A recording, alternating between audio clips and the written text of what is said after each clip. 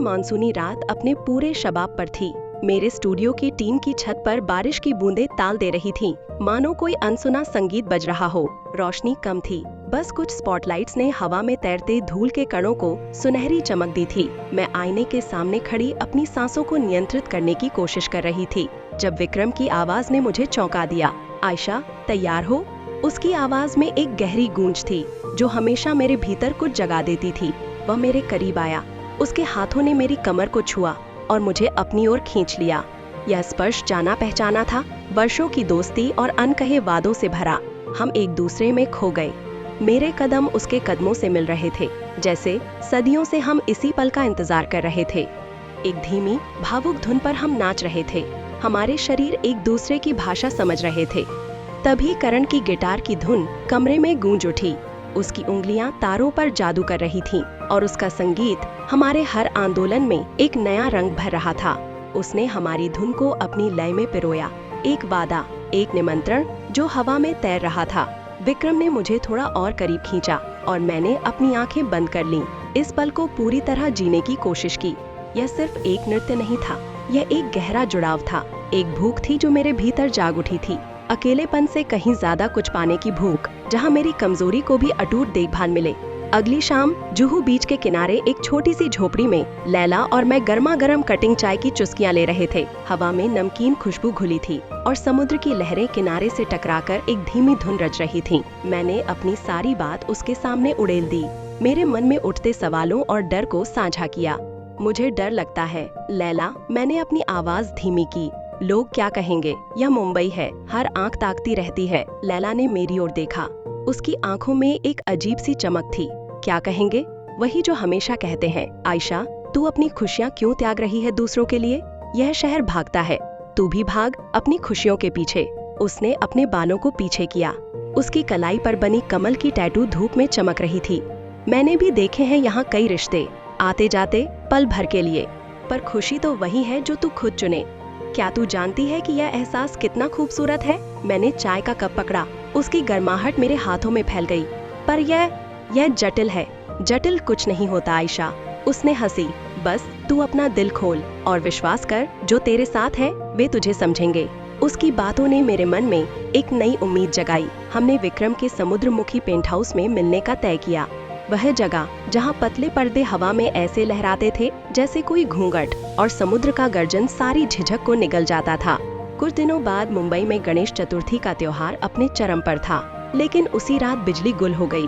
पूरा शहर अंधेरे में डूब गया, लेकिन विक्रम के पेंट हाउस की बालकनी मोमबत्तियों की रोशनी से जगमगा रही थी। हम चारों वहां बैठे थे, समुद्र की ठंडी हवा हमारे चेहरे को छू रही थी, मोमबत्तियों की रोशनी में हमारे चेहरे पर परछाइयां नाच रही थीं। विक्रम मेरे करीब आया, उसके हाथों ने धीरे से मेरे कानों को छुआ जहां बारिश की बूंदें अभी भी टिकी थीं। उसने एक गहरी सांस ली। कितना शांत है सब, है ना? हाँ, मैंने फुसफुसाया। और कितना सच? करण ने अपनी गिटार उठाई, एक धीमी धुन बजाई जो हवा में घुल गई। जब सब कुछ शांत होता है तभी असली आवाज सुनाई देती है। लैला मेरे बगल में बैठी थी, उसने अपना हाथ मेरे हाथ पर रखा, और वह आवाज हमेशा डर की नहीं होती। हमने एक दूसरे को देखा, हमारी आंखों में अनकही बातें तैर रही थीं। मैंने महसूस किया कि हम सिर्फ दोस्त नहीं थे, हम एक दूसरे के सहारे थे, एक दूसरे की कमजोरियों के साक्षी। विक्रम का स्पर्श मुझे जमीन से जोड़े रखता था, करण की फुसफुसाहटें मेरे संदेहों को शांत करती थीं, और लैला के कोमल स्पर्श हमारी अटूट बहनचारे की पुष्टि करते थे। यह सिर्फ वासना नहीं थी, यह भावनात्मक मुक्ति का एक अद्भुत संगीत था।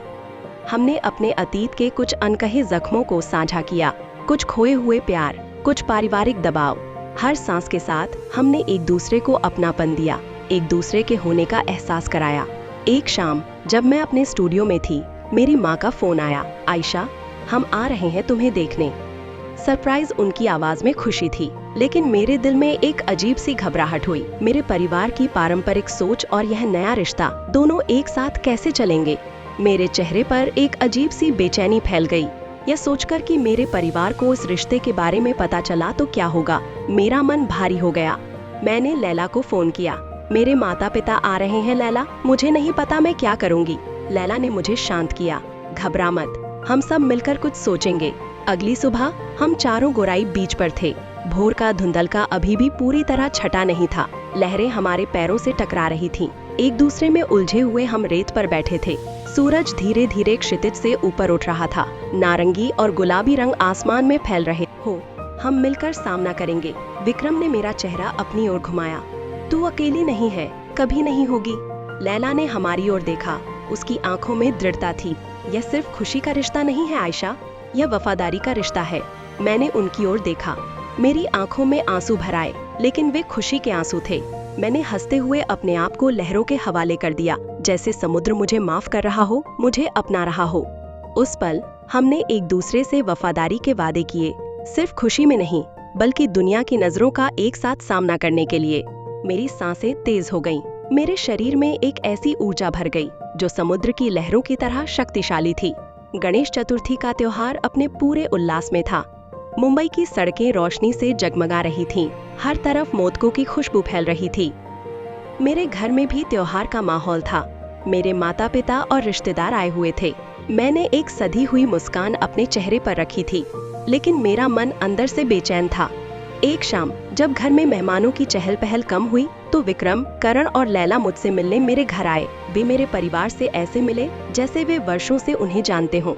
विक्रम ने मेरे पिता से शहर की नई इमारतों के बारे में बात की। करण ने मेरी माँ के लिए एक भक्ति गीत गाया और लैला ने मेरी छोटी बहन को मेकअप के कुछ टिप्स दिए। उन्होंने मेरे परिवार के साथ सहजता से घुल मिल कर एक ऐसा माहौल बना दिया जहाँ मेरी बेचैनी धीरे धीरे कम होने लगी। रात ढल रही थी। मेरे परिवार के सदस्य सो चुके थे।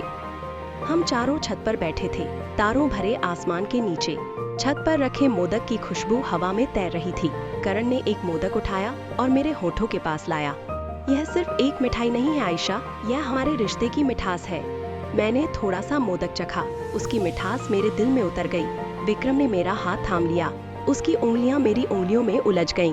हमारा साथ त्योहार से भी बढ़कर है। लैला ने मेरे कंधे पर अपना सिर रखा। हम सब एक दूसरे की परवाह करते हैं आयशा, और यही सबसे बड़ी भक्ति है। उनकी आंखों में एक गहरा प्यार था, एक ऐसा प्यार जो शब्दों से परे था।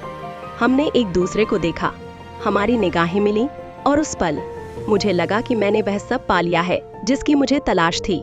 यह सिर्फ एक रिश्ता नहीं था, यह एक गहरा बंधन था, एक पवित्र अनुष्ठान जहां हमारी भावनाएं एक दूसरे में घुल मिल गई थीं। मोदकों के रंग हमारे होठों पर लगे थे, एक निजी एकता का प्रतीक। हमने एक दूसरे को गले लगाया, एक ऐसा आलिंगन जिसमें सुरक्षा, प्यार और अटूट विश्वास था। मुंबई की रात अब भी शांत थी, लेकिन मेरे भीतर का शोर थम गया था। मैंने महसूस किया कि यह सिर्फ एक प्रेम कहानी नहीं थी, यह एक ऐसी यात्रा थी जहां खुलेपन ने गहरे प्यार को जन्म दिया था, परंपराओं की बेड़ियों से आजाद होकर। यह हमारे देसी दिलों की गहराई का सम्मान था, जहां हर स्पर्श, हर निहारना, हर सांस एक साथ मिलकर एक नया गीत रच रही थी, प्रेम का, विश्वास का और अटूट बंधन का।